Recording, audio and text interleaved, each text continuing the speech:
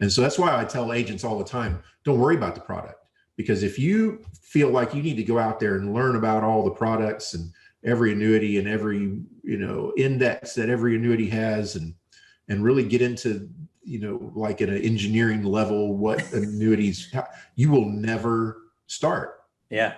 Because it's too much. I think that's where a lot of agents get caught up, is they do want to master the product side of it and understanding every product out there before they can take that leap. So I really like that you said that, because that's going to help a lot of agents to say like, hey, that's not the main focus for me. And maybe that'll inch them more closer to actually taking action.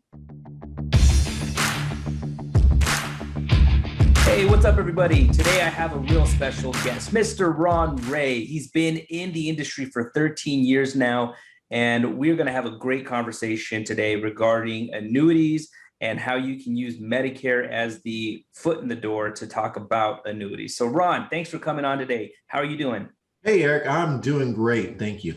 Awesome, man. So listen, I know that you've gotten to be well known in the Facebook arena for being an annuity expert.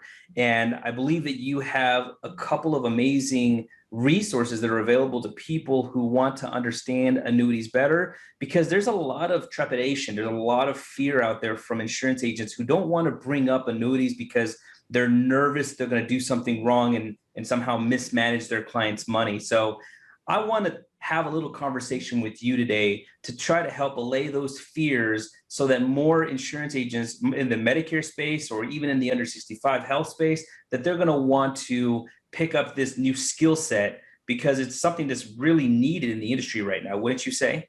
Yeah, absolutely. And it's a big opportunity too, to do more for your clients and do more for yourself at the same time. Absolutely. So what would you say is step number one to help reduce that anxiety that agents have when it comes to getting into the annuity space? Yeah, so increasing your knowledge, is the one that really comes up first in my mind. They say that competence breeds confidence. And that's really what you need to make a sale, any sale, regardless of what the product is. You need confidence, because if you're not confident, the clients can smell that fear on you. Yeah. And they're going to run the other direction. So if you want to be confident, you've got to be competent. And the first step to getting competent is to get training. Absolutely. And fortunately, you have a great resource for that. You have a course to teach agents on how to do that, which I'll post the link to that, whether above or below, depending on where I'm posting this. I'll post the link to your course so agents can go check it out. How long does it normally take an agent to get through your annuity training course? Well, it's self-paced, so is you can get through it in the core elements of it in a couple of hours. And then there's ongoing parts to it, including a live weekly call. Yeah. So let's say that as an insurance agent myself, if I wanted to get into this space after going through your course, when do you see on average most agents will actually start the process of pitching an annuity product to their clients from start to finish after going through your course and getting the confidence from the competence to be able to start doing that? Well, my goal is you start doing it right away. Yeah. So you've got to get confident with the process first. And it's the process that sells the product. You can't go out and talk about a product and expect to sell it. We're selling a concept. Mm-hmm. So the concept that annuities protect your clients' money and protect their lifestyle and retirement, that's the concept that we're selling. So if you can get your clients to buy into the concept, then the product doesn't really matter, because if you can get them to buy the concept, you can plug in whatever product that you have available that will fill that hole and solve that problem. So it doesn't really matter what the product is. And so that's why I tell agents all the time, don't worry about the product, because if you feel like you need to go out there and learn about all the products and every annuity and every, index that every annuity has, and really get into, like at an engineering level, what annuities, you will never start. Yeah. Because it's too much. I think that's where a lot of agents get caught up, is they do want to master the product side of it and understanding every product out there before they can take that leap. So I really like that you said that, because that's going to help a lot of agents to say like, hey, that's not the main focus for me. And maybe that'll inch them more closer to actually taking action. Right. So, what annuities do at the basic level is very simple. Now, when you get into how they actually accomplish that, it can get pretty complicated, and it can be very overwhelming. And it can, if you'll spend all your time learning about all the insides, of an annuity contract or a fixed index annuity. Is that thick? Yeah. A health insurance contract, is 4 pages, but annuity contracts 120 pages. Yeah. If you had to learn all that for 3 or 4 different products that you have, you could never do it, and you'll never launch. So in essence, though, do most agents then rely on a solid upline to do that kind of homework for them? That's what you should rely on. So you've got a client that you think may be a good fit for an annuity.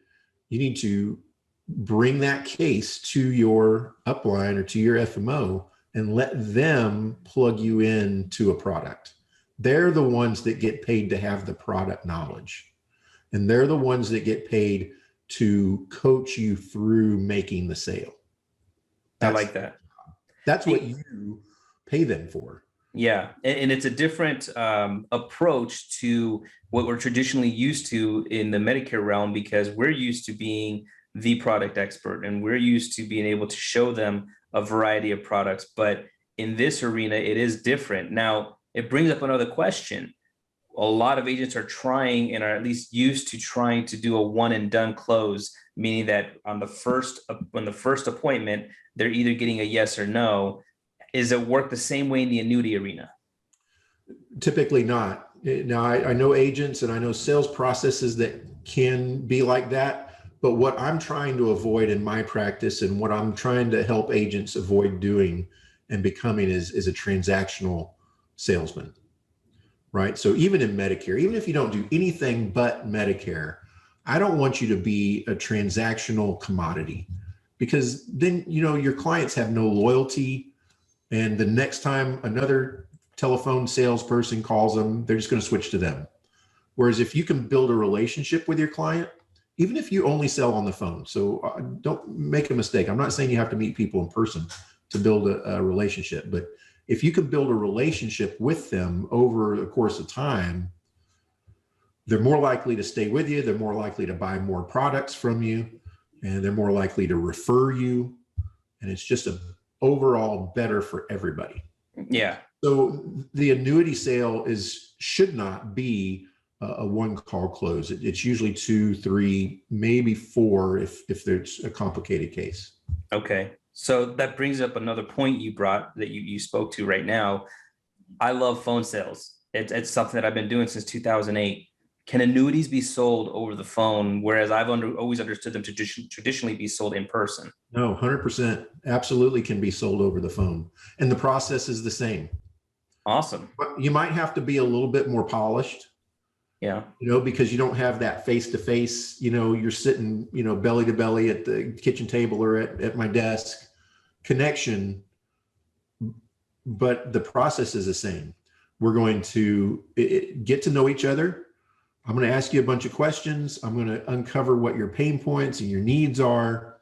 And then I'm going to agitate those needs. So if you didn't know, you may have a problem you didn't even know about. I'm going to make sure that you know that you have this problem. And then I'm going to offer a solution. Yeah, that's perfect. And there's absolutely no reason that you can't do that over the phone. And I hear that from agents all the time. Well, I can't sell annuities because I'm a phone agent. That's wrong. You're wrong. So, and do you know if agents are selling it over the phone? I mean, is it truly over the phone, or do they get on Zoom calls where they still look at each other and they can present certain things on the call as well? Yeah, most of the ones that I know that are doing it now are using Zoom, or at least a screen share where they've got some sort of presentation that they're showing them.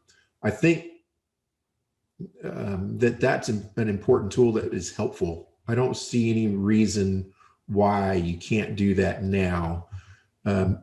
Pre-COVID, I was not a fan of using any kind of technology other than the phone, because people, especially seniors, at least maybe I was wrong and it was just kind of a stereotype, but they just had problems operating in it. Like to get somebody to get on a join.me or go to meeting.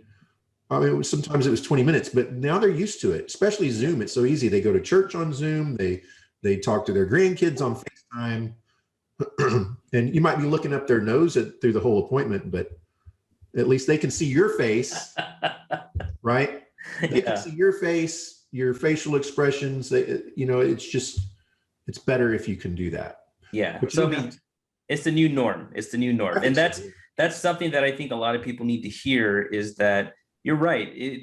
Maybe there was a time 10 years ago where it was more difficult to utilize technology with seniors, but a lot has changed since then. And we're now in an era where they're very much used to the different technologies that we use, especially with screen sharing. And so I like the idea of still being able to continue business and doing annuity business over the phone, because again, you as an agent, you get to expand your area, your circle of influence of who you're going to be able to talk to and present to. So I wanted to make clear to anyone who's listening that, again, this is not a product that can only be sold in home. You can do this over Zoom, over the phone, and still be very successful at it. I'm sure, Ron, you probably know of a lot of people. Do you do a lot yourself over the phone, or you mostly do in office? I mostly do in office, but that's just because the nature of my practice. I'm just a local brick and mortar practice, but I have no problem getting on the phone. In fact, it happens more and more.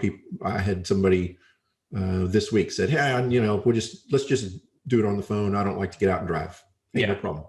Nice. And so when it comes to the idea of understanding, how do we get in front of these people who have this money to put into an annuity, what are some basic strategies that people can come up with to get in front of those people? Sell health insurance. Perfect. You're already doing it. You're already in front of them.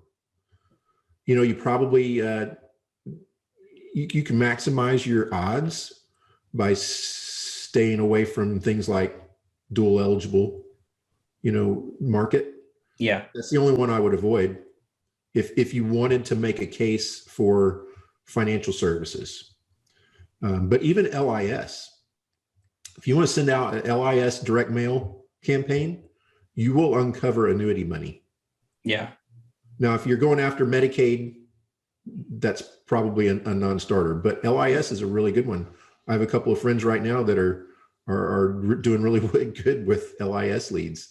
Yeah. And think about it. So the people that buy annuities and do use services like mine, they're not sophisticated investors.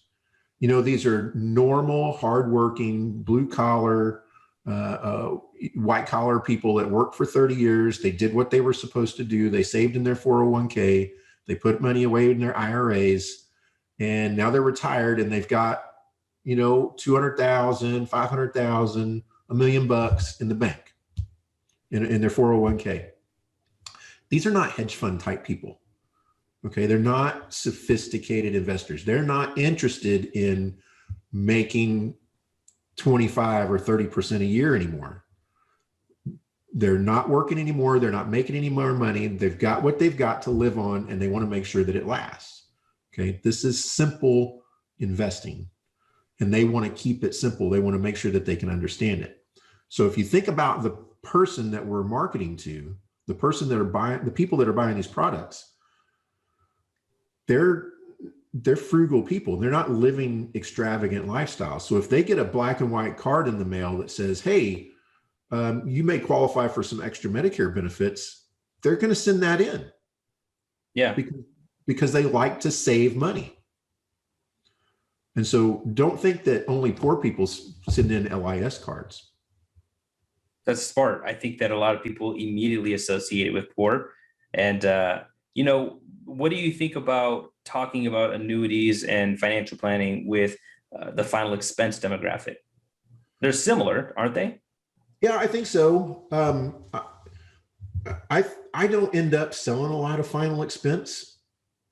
No, I did this week, but I don't try to do it. When I sell life insurance, especially final expense, it's because somebody asked me about it. I don't go after it. I don't end up selling a lot of it because we use other things to solve those problems. And a lot of my clients do have, they can cover a $10,000 funeral. Yeah. So I think that marketing wise, though, I think that is a good opportunity there for the same reason as the fact that the LIS leads can lead to those opportunities. I think final expense can lead to those opportunities too, for the same reason as they're not overly sophisticated people. And I don't mean that in a bad way. I know that kind of sounds negative. Yeah. Not I being get a what you're saying. sophisticated investor doesn't mean people are stupid. That's not what I'm saying. Correct. They like to keep it simple. Yeah. And that's what final expense does. It keeps it simple. So you never go directly looking for annuity clients. Is that correct? You actually you try to use a different avenue to get into the front door before you start talking about annuities. Is that right? Right. Except certain times of year, I don't market financial services at all. I'm a Medicare guy, first and foremost. I teach Medicare seminars in restaurants, Medicare 101, turning 65. That's it. I don't do anything else. That's it. And so the way I get into the other financial planning services is through Medicare. But the way I do that is by asking questions. So everybody that walks through my door for a turning 65 appointment to sign up for Medicare and a supplement or Medicare and an Advantage plan gets a full fact finder. And that's where I uncover the opportunities. Nice. So we're about a week away from the big 8% Nation event that's coming up. And you're going to actually be doing a breakout there at that 8%. What are you going to be talking on in this breakout? This breakout, I'm going to talk about something different that I get a lot of questions on. And it doesn't really have anything at all to do with insurance, but it's going to help your insurance practice. And that is the Series 65 securities exam and registration. So that's yet one more layer to add to your practice and just kind of grow it out and mature your practice and be able to do more for your clients and capture more income for yourself. Because as it stands, if you wanted to talk about annuities with your clients, the only license needed is your life license, correct? That's right. Yep. For fixed annuities, you do not need a securities license. Life insurance is good enough. Okay, but it's when you want to start getting into different conversations about, having either maybe using annuities that are in the market, right? That are invested in the market, or if they want to go invest in the market. Why would you need a Series 65 license? Right. So the Series 65 license, it's not really a license, it's registration, but it gives you the ability to give financial advice for a fee. Okay. So and I can advise people on their individual securities. Okay. Whereas with an insurance license only, I can't pick out mutual funds and say, hey, this mutual fund's good. This one's bad. You need to get rid of that one and put it in the annuity. You can't really do that with an insurance license only. What you can do is give general investment advice, but financial advice saying this account is at risk. Are you okay with that? Maybe you ought to move a portion of it or all of it into an annuity. So that's about all you can get. You can't get real specific. But what it really does, and the best part about it, is it lets you capture all of your clients' assets, because you can only put a certain percentage of their assets into an annuity for suitability purposes, right? Mm-hmm. So let's say 65, 70% maximum. So that leaves 30%, 40%, 50% over here with their other advisor that you've just swiped 40%, 60% of his income from that client. You just stolen it. So what do you think he's going to be doing with that client? He's going to be in their ear going, oh, what a stupid mistake you made. Why would you ever listen to Eric Fierro? That guy's a scam artist. You bought an annuity? Oh my gosh, why did you do that? But with a Series 65, you can grab all of it, put the portion in the annuity, put the other portion in assets under management, and collect an ongoing fee on it. I got you. Okay. And what would you say is probably one of the maybe the biggest, I don't know, objections that come about from talking to people about annuities? Because I don't know if in your presentation, if you outright start talking about annuities, or if you build up, like you were mentioning earlier, you build up the concept of what an annuity can do and don't actually mention the word till later. But obviously there's some big names out there that are always that have talked counter to annuities, right? And I don't know if is Dave Ramsey one of them that says he doesn't like annuities? Well, so they all those types like Dave Ramsey, Susie Orman, you name it, they will all Ken Fisher, they will all say don't annuities are bad. So when you read the articles or you really get into what they're saying, what they're really talking about is variable annuities. So a variable annuity is a securities product. So it's got life insurance built into it that gives you some guarantees, but your cash money is actually at risk in the market in some mutual funds. And so you're still bearing the risk of the market, and the fees are very high. So we think variable annuities are always a bad idea. I sell against them and blow them up all the time. But when you get into the articles and what the talking heads on TV are talking about, that's what it is.